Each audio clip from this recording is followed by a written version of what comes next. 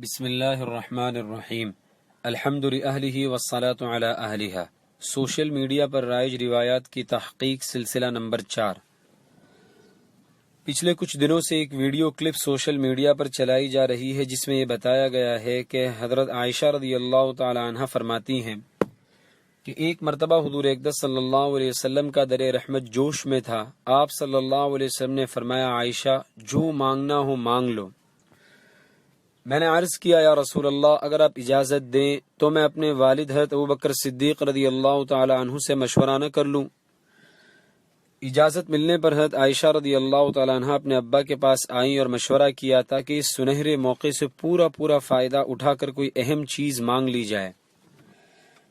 حضرت ابوبکر صدیق رضی اللہ تعالی عنہ نے فرمایا، حضور سے جا کر کہنا کہ معراج کی خلوت خاص میں، یعنی جب اللہ نے آپ کو بالکل قریب کر لیا تھا، اس وقت اللہ نے آپ سے جو راز کی باتیں کی تھی ان میں سے کوئی ایک بات ہی بتا دیں، اور عائشہ مجھ سے وعدہ کرو کہ حضور اقدس صلی اللہ علیہ وسلم جو راز بتائیں وہ مجھے بھی ضرور بتاؤ گی۔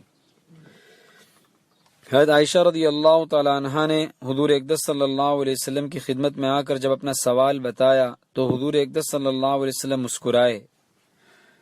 شاید اس بات پر مسکرائے کہ راز کی بات کو کھول دیا جائے تو راز ہی نہ رہے، لیکن وعدہ کیا تھا اس لیے بتا دیا۔ فرمایا کہ عائشہ سنو، میرے مالک نے مجھ سے جو راز کی باتیں کہیں ان میں سے ایک یہ ہے کہ اے محبوب، تیری امت میں سے جو کسی کا ٹوٹا دل جوڑے گا تو مجھ پر لازم ہے کہ اس کو بلا حساب جنت عطا کروں۔ حضرت عائشہ بہت خوش ہوئیں اور آ کر اپنے ابا کو یہ راز بتایا۔ حضرت ابوبکر صدیق رضی اللہ تعالیٰ عنہ یہ سن کر رونے لگے۔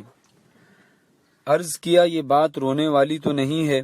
فرمایا کہ عائشہ، ذرا تصویر کا دوسرا رخ تو دیکھ لو کہ جب ٹوٹے ہوئے دل کو جوڑنے پر یہ وعدہ ہے تو اگر کوئی کسی کا دل توڑ دے تو سیدھا جہنم میں جائے گا۔ میں اسی بات پر رو رہا ہوں کہ ہم سے کسی کا دل نہ ٹوٹ جائے۔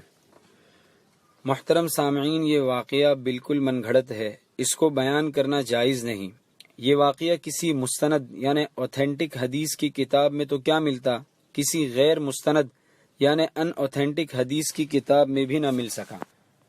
لہٰذا اس واقعے کو بیان کرنا یا پھیلانا کسی صورت میں درست نہ ہوگا۔ اس روایت کی تحقیق مفتی عبدالباقی صاحب کی تنبیہات سلسلہ نمبر 65 سے ماخوذ ہے۔ یاد رکھیں کہ راز کی باتوں سے اس امت نے بہت دھوکے کھائے ہیں۔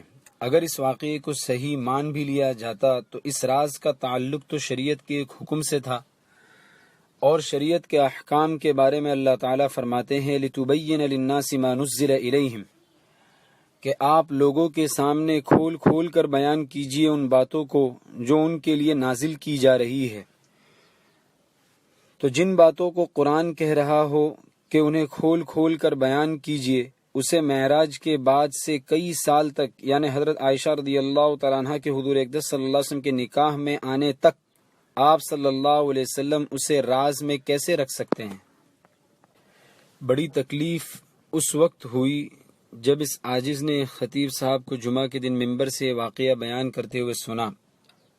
فیال الاسف، خطبہ اور مقررین سے یہ عاجز و حقیر بندہ ایک مؤدبانہ درخواست کرنا چاہتا ہے کہ آپ حضرات جن احادیث کو اپنے بیانات میں ذکر کرنا چاہیں ان احادیث کے بارے میں کم از کم یہ تحقیق تو کر لیں کہ وہ احادیث موضوعات یا ضعیف جدہ کی قبیل سے نہ ہو۔